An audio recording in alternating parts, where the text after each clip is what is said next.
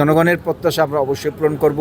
ধরেন একটা প্রার্থী যখন থাকে তখন তার প্রতিদ্বন্দ্বীরাও থাকে, তো প্রতিদ্বন্দ্বীরা বিভিন্ন সময় বিভিন্ন রকম গুজব রটায়, সেটা যে কোনো কিছু হতে পারে। সকল ধরনের কর্মকর্তা, সকল প্রশাসনের কর্মকর্তারা ছিল, তাদের মুখ থেকে সমস্ত কিছু শোনা গিয়েছে। তো সেখান থেকে অনুমান হয়েছে যে যারা মিথ্যা প্রচারণা করেন তারা সবসময় মিথ্যা থাকেন। তো সত্যের জয় অবশ্যই হয়, সেটা একটু দেরিতে হলেও সত্য জয় হয়। তো আমরা সেটাতে বিশ্বাস করি এবং আমি সবচেয়ে বড় ধন্যবাদ জানাই জনাব তারেক রহমানকে, যিনি আগামী দিনে নেতৃত্ব দিবেন।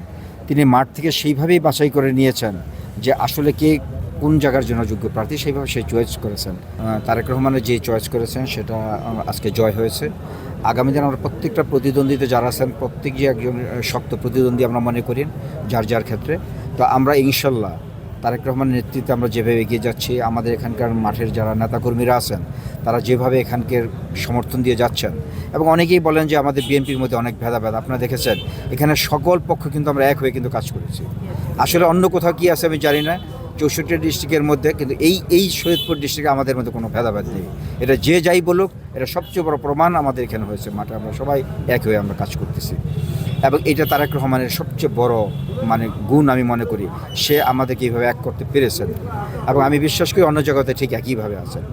তো আমরা আনন্দিত, এবং আমরা ইনশাল্লাহ আজকে যেহেতু এটা হয়েছে, আমরা তারেক রহমানের যেই বিশ্বাস নিয়ে, যেই নেতৃত্ব নিয়ে আজকে আমাদেরকে চয়েস করেছেন, সেটা আমরা তাদের লক্ষ্যে, আমাদের এখানকার নেতাকর্মী সকলে আছেন, তারা সেটা জয় ইনশাল্লাহ পৌঁছায় দিবেন, করবেন ইনশাল্লাহ। জনগণের প্রত্যাশা আমরা অবশ্যই পূরণ করব।